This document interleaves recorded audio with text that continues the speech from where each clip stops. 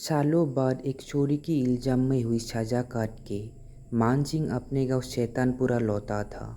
गांव में आते ही आदत अनुसार वो सबसे पहले जुआ खाने में पहुंचा और शाम तक सारे पैसे जुए में उड़ा दिए।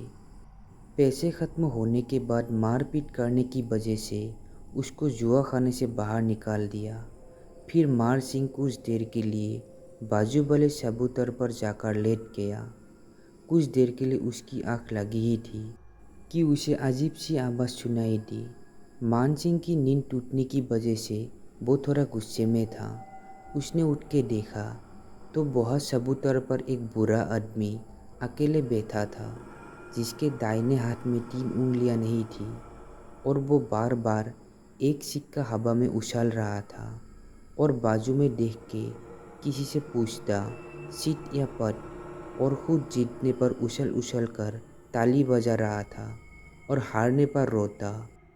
पर चबूतरे पर तो वो अकेले ही बैठा था, तो बात किससे कर रहा था। उसने सोचा कि ये कोई पागल लगता है। तभी उसकी नज़र उस सिक्के पर पड़ी जो वो बार बार उछल रहा था। वो था खारा शुद्ध सोना। सिक्का देखते ही मानसिंह उसके पास आकर बैठा और वो सिक्का उससे छीनने की कोशिश की, पर छीन नहीं पाया। वो बुरा आदमी उससे दूर जाके खड़ा हो गया और बच्चे की तोतली आवाज़ में बोला, मैं अपना सोना किसी को नहीं दूंगा। तुम्हें अगर चाहिए तो कब्रिस्तान से जाकर निकाल लो, वह बहुत सारे सोना है। मानसिंह को कुछ समझ में नहीं आया।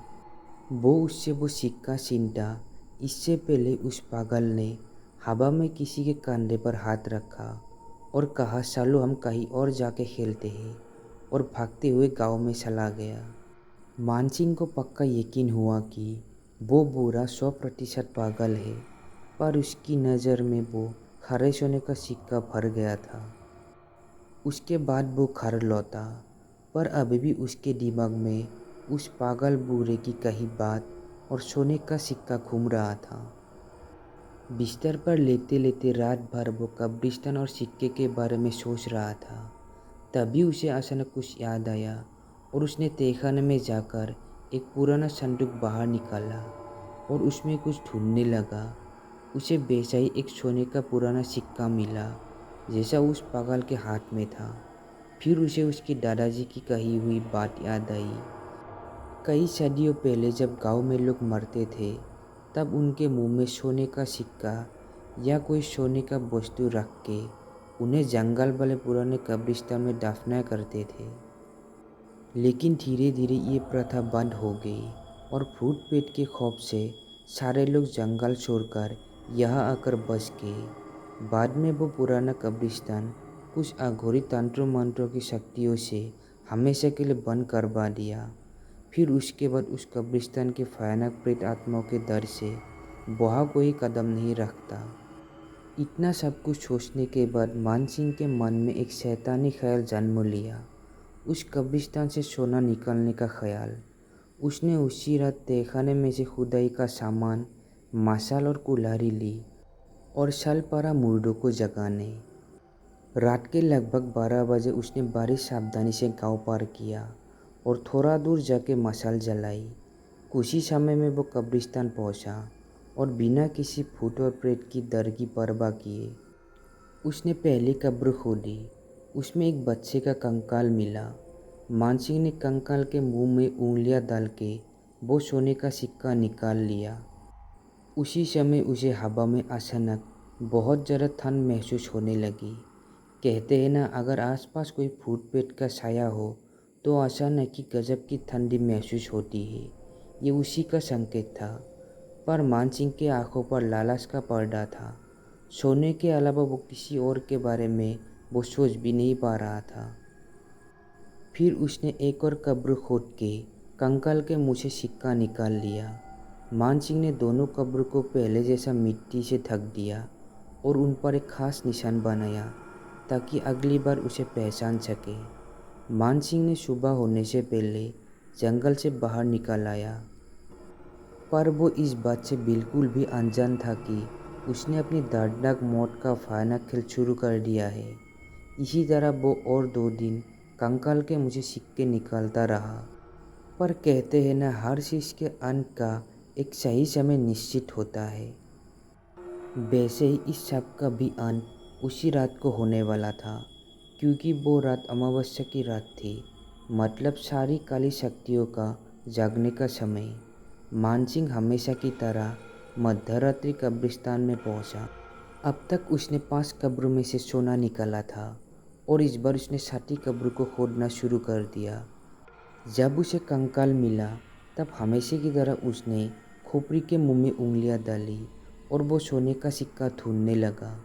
तभी उसकी उंगलियां उस कंकाल के मुंह में कुछ महसूस होने लगा और अचानक उस कंकाल का जबड़ा कस गया किसी जाल की तरह और उसकी उंगलियां उसमें फंस गई। डर से मानसिंह को पसीना छूटने लगा। तभी उस कंकाल के हाथ पांव हिलने लगे और अचानक उसके पूरे कंकाल में जान आने लगी और वो धीरे धीरे पूरे ताकत के साथ उसने ज़मीन पर बैठे हुए मानसिंह को भी अपने साथ खड़ा कर दिया। साक्षात एक प्रेत का कंकाल उसके सामने खड़ा था। तभी उसके पीछे किसी के होने का एहसास हुआ और जब उसने पीछे मुड़ के देखा तब उसकी रूह कांप उठी, क्योंकि आज तक उसने जितनी भी कब्रों में से सोना निकाला था वो सभी कब्र के कंकाल मिट्टी से एक के बाद एक बाहर निकल रहे थे। वो नज़ारा दिल दहला देने वाला था। धीरे धीरे सारे कंकाल उसकी तरफ चल के आ रहे थे। असली दर्द और डर का एहसास मानसिंह को तब हुआ जब उसकी अपनी उंगलियों को ना होने का एहसास हुआ। उसके दाहिने हाथ की 3 उंगलियां उस कंकाल के दांतों में थी और वो उसे चबा रहा था। मानसिंह खून से सना हाथ लेकर ज़मीन पर गिरा और भागने की कोशिश करने लगा, पर वो चाहकर भी वहाँ से भाग नहीं पा रहा था, क्योंकि डर के मारे उसके पैरों से जान निकल गई थी। फिर एक के बाद एक सारे प्रेत उसके इर्द गिर्द खड़े हो गए। पूरे जंगल ने उसकी दर्दनाक चीख सुनी। अब हर रोज़ मानसिंह जेब में से सोने के सिक्के लेकर गांव में घूमता है और अकेले में ही कई लोगों से बातें करते हुए दिखाई देते हैं, क्योंकि उस कब्रिस्तान के सोने पर एक भयानक श्राप था। जो भी वहाँ से सोना चुराने का अपराध करते हैं, कब्रिस्तान के भूत प्रेत उसे पागल कर देते हैं। मतलब जिन कंकालों का सिक्का निकाला जाता है वो उनकी प्रेतात्माएं सिक्का निकालने वाले के साथ जीवन भर के लिए बातें करते रहती है। तो दोस्तों, हमारी आज की ये कहानी कैसी लगी कमेंट में ज़रूर बताना। अगर आपके पास भी ऐसी कोई कहानी है जो शेयर करना चाहते हैं, डिस्क्रिप्शन बॉक्स में मेरा ईमेल आईडी है तो उस पर शेयर कर सकते हैं।